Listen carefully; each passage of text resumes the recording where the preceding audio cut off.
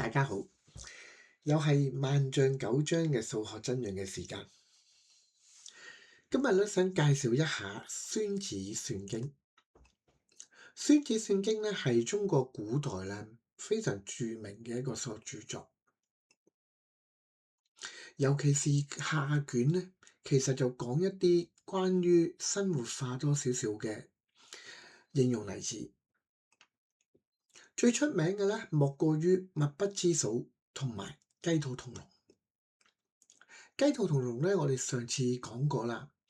而雞兔同籠咧，當佢去到日本嘅時候咧，傳咗日本之後咧，就發展成佢哋嘅學龜孫。至於墨不知數咧，就引發咗好多關於數論嘅討論。今日咧，我想同大家講多少少關於雞兔同籠嘅解決辦法。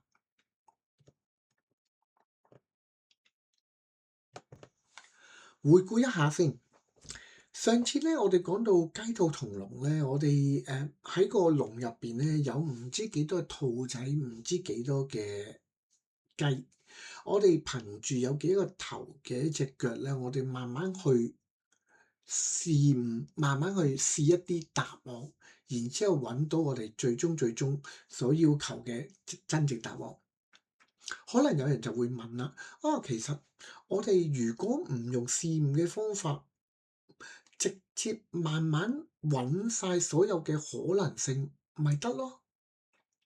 嗱，呢度所講嘅可能性咧，就即係話究竟有幾多雞、幾多兔？冇錯，其實咧呢個方法係可行嘅。嗱，我哋假想一下，我哋依家咧知道有雞兔同籠啦。由於雞同兔嘅數量係35隻，咁所以咧我哋可以列一個表。嗱，大家喺熒幕嗰度見到啦。只要我哋將兔仔嘅數量由零，理論上應該唔會零嘅，因為既然雞兔同籠，咁有兔仔喺度噶嘛，唔會零嘅。不過我哋作為一個數學咧，我哋可以都假設佢咪零先啦嚇。咁將兔仔數量由零切到35，咁樣列舉出嚟。咁當然咧，由兔仔嘅數量咧，我哋亦都知道雞嘅數量就分別係35、34一路去到零。我哋只需要喺每一個特定、每一個唔同嘅例子裏面咧，即係唔同嘅情況底下咧，都揾翻腳嘅總數，就可以配對到究竟有幾多隻兔、有幾多隻雞先至符合到我哋下有94足呢個條件。嗱，冇錯，窮舉法咧嘅用途就係咁樣噶啦。你可以見到咧，我哋將所有有可能嘅東西都列晒出嚟，然之後揾佢。嗱，而揾到出嚟嘅咧，必然係我哋所有嘅答案。就唔同試誤咁樣啦，試誤可能我哋試到一個答案出嚟，但係窮舉咧，我哋可以好肯定地，我哋冇遺留任何嘅答案。上次我哋講開咧，亨利杜德尼啊，呢個發明家啦，或者叫數學家啦，佢就教咗我哋點樣去切割一個三角形，切割完之後可以拼砌成正方形。其實亨利杜德尼咧，佢寫咗幾本書嘅，咁其中咧呢本《Amusements in Mathematics》，國內嘅譯名咧就係亨利杜德尼嘅數學趣題。其中咧，佢有一題目第77題咧，就話我哋想將9個數字拼砌成3個三位數，而令到咧以其中一個數做基數嘅話咧，另外兩個數就分別係佢嘅2倍同埋3倍。今日咧，我就想同大家講下。即使喺窮舉法裏面咧，我哋都可以有一啲快啲嘅方法，可以揾到晒所有嘅答案。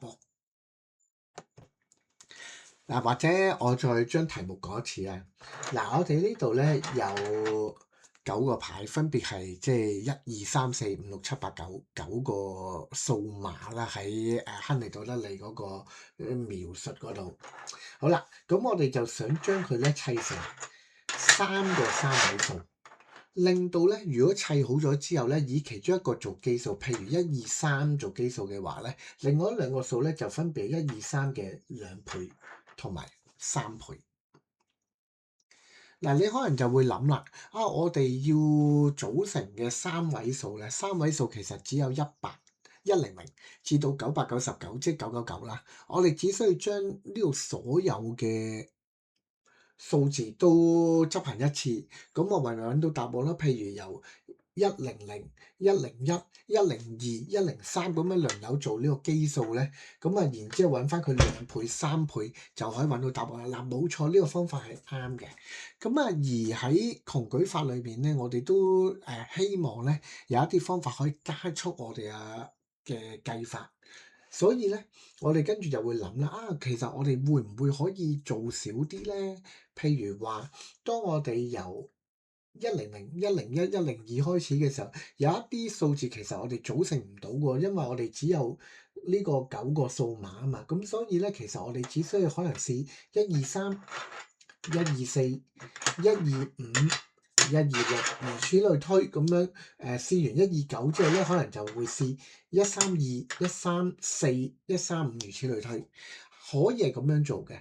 而並且咧，我哋知道咧，由於第2、第3個數分別係第一個數嘅2倍同3倍咧，咁第一個數咧就必然比334咧係細啦。因為如果第一個數已經係334嘅話，第3個數就過咗1000啦。咁所以咧，我哋最多都係試若干有限嘅數量嘅數字啫。而由於我哋見到咧，我哋可以試嘅數字有限，而窮舉法咧就可以啦。嗱，不過今日咧，我又想再講多少少喺窮舉法裏面咧，其實我哋可以用唔同嘅維度去研究嘅。譬如咧，頭先我所講咧，就係我從一個3位數去開始諗一個基數，然之後睇下有冇數字係可以成為佢嘅2倍同埋3倍。但係其實咧，當我哋要將一個數字咧成大2倍、3倍嘅時候咧，嗰個10位或者8位咧，其實係會俾個位以至10位去影響嘅。但係個位咧係絕對不受影響，咁所以我哋可以先揾咗譬如個位嘅組合。嗱，我舉個例子啦，如果個基數嘅個位數係1，咁2倍佢就必然係2為個位數。3倍呢個數咧就必然3為個位數，咁我就可以再諗下喺呢剩翻呢幾個數字裏面，我會唔會有其他組合譬如話，如果我跟住個基數係4嘅話咧，咁佢2倍就會係8啦，佢3倍就應該係12，即係我哋寫個2字，咁即係唔啱啦。如果基數嘅10位係5咧，咁由於5乘以3係等於15嘅喎，咁呢度亦都欠缺咗5，我就知道唔可行啦。6咧，6、2、12又唔得啦。7咧，7、3、21亦都唔得，如此類推。8有機會咯喎，咁諗下如果8有機會嘅話，咁剩翻嗰幾個數點咧？剩翻嗰個數如果要填5嘅話，就已經大過我哋之前所講咧，基數不能大於334。咁我就知道呢個都唔係答案啦。至於9嘅話咧，就可以咁樣，咁但係咧剩翻嘅數都係大於300幾，咁所以咧就知道冇可能係咁樣組合啦。咁不如就試下個位數係2啦。嗱，你會見到呢個做法咧，我頭先好快就已經將第一個組合咧個位數係1咧去排除咗啦。然之後咧，我就揾個位數為2、為3、為4、為5，如此類推去揾答案。好啦，嗱，如果個位數係2嘅話，咁啊第二個數即係兩倍數同埋三倍數咧嘅個位必然係4同埋6啦。咁我跟住可以有啲乜嘢去擠咧？好，譬如話，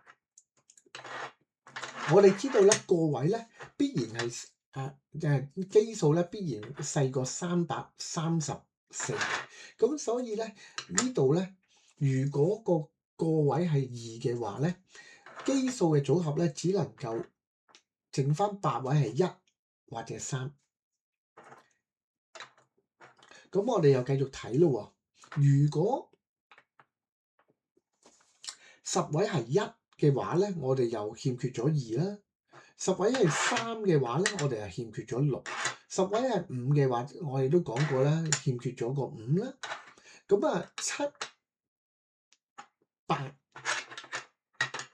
同埋9咧，你就會發現咧，只有9咧係有機會拼砌到我哋想要嘅數字。好啦，如果係咁嘅話咧，咁我就諗咯喎，如果呢個係9。9、2、1、18，因為如果係100嘅話咧，咁佢會進1咧，咁啊變咗38，咁啊啱咯喎。OK，咁如果係9、3、27會進2喎，1乘以3係3，再加2係5，嗱我就可以組成咗第一個答案出嚟啦。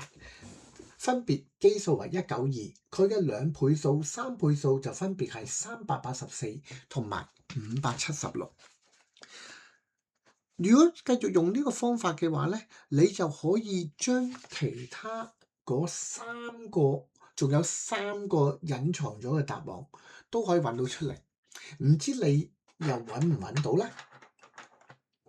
希望留言話俾我聽，你揾唔揾到啦？而今日嘅孫子算經嘅介紹咧，以至呢條題目嘅窮舉法嘅簡介咧，亦都係完畢㗎啦。多謝大家收睇，拜拜。